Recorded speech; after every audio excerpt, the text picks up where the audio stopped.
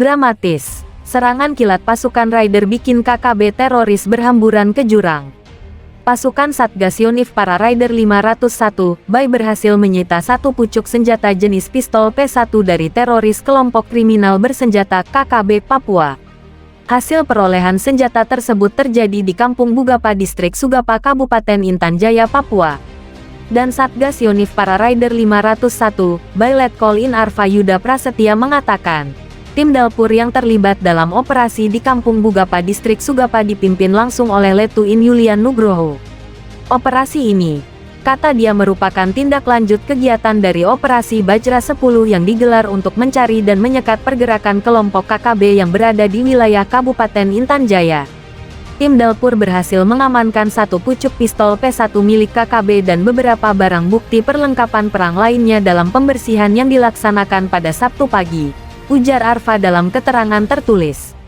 Dijelaskan Arfa, kronologi perburuan KKB yang terjadi di Kampung Bugapa merupakan buah dari kesabaran dalam memperhatikan situasi dan kondisi wilayah melalui patroli dan taktik operasi. Adapun sasaran dicurigai yaitu sebuah honai yang terdapat beberapa orang diduga kelompok KKB berada di sana. Setelah itu, anggota tim Dalpur segera mengatur posisi sesuai dengan perhitungan keadaan di lapangan. Saat terlihat sekelompok orang KKB lari berhamburan ke jurang dekat honai, anggota tim langsung melaksanakan pengamanan di sekitar honai. Setelah melaksanakan pembersihan di dalam honai dan berhasil mengamankan satu pucuk pistol P1 dan perlengkapan perang tradisional lainnya milik KKB yang tertinggal, ujarnya. Ini merupakan keberhasilan dari tim yang diawaki prajurit Bajra Yuda yang terpilih dalam memberikan rasa aman bagi warga dari aksi teror kelompok separatis teroris Papua, tandasnya.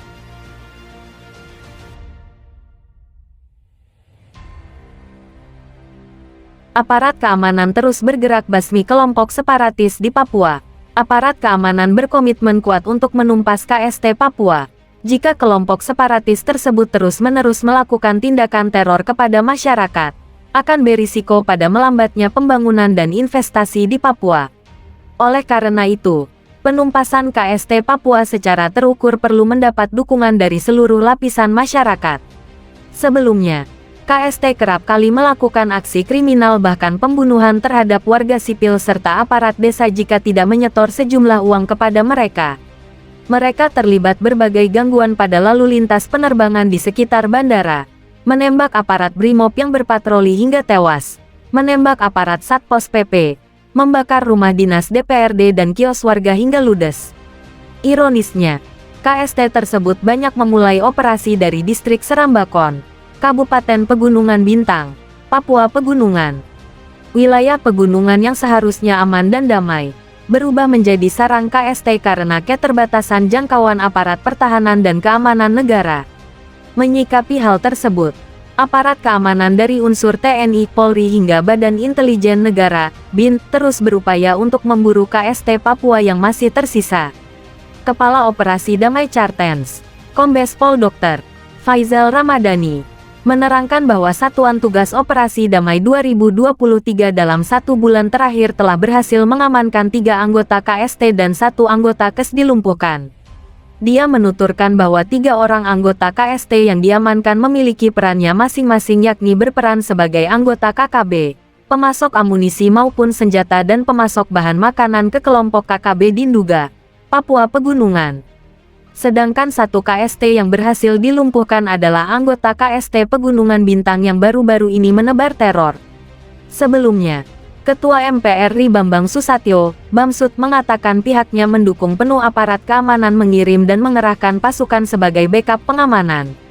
Hal tersebut merespon Kodam 35 Bintang Timur yang menebar teror dengan membakar pasar dan kios warga di Kampung Yapimakot, Distrik Serambakon, Kabupaten Pegunungan Bintang. Pihaknya menilai, pemerintah bersama aparat TNI Polri di Papua harus terus melakukan penguatan pengamanan serta penjagaan di seluruh wilayah Papua. Upaya tersebut dilakukan di samping melakukan deteksi dini terhadap pergerakan KST yang ingin mengganggu keamanan di wilayah sekitar.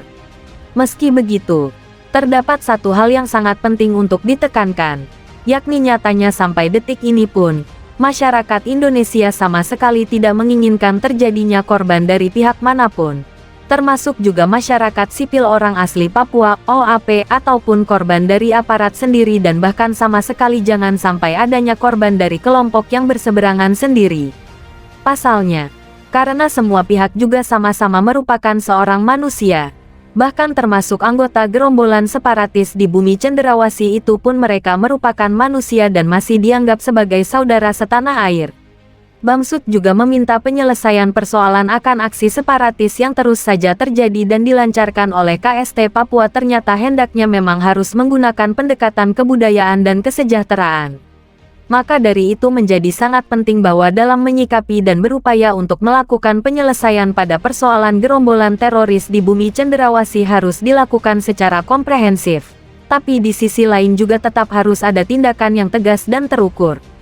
Saat ini memang bangsa Indonesia masih terus dihadapkan dengan adanya berbagai persoalan mengenai keberadaan dan juga resistensi yang terus dilakukan oleh KST Papua.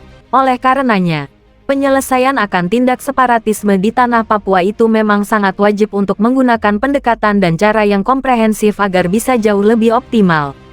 Maksud dari tindakan komprehensif yang juga memperhatikan pendekatan kebudayaan dan kesejahteraan adalah bukan hanya sekedar menindak langsung KST Papua saja, melainkan tindakan tegas juga harus dilakukan kepada berbagai pihak yang melakukan aksi akan penyelewengan dana otonomi khusus Otsus untuk bumi Cenderawasih. Dengan adanya penindakan tegas kepada seluruh pihak yang juga melakukan penyelewengan dana tersebut, tentu juga akan membantu peningkatan kesejahteraan yang terjadi bagi seluruh warga masyarakat OAP sendiri karena dana tersebut bisa digunakan sebagaimana mestinya untuk kesejahteraan mereka.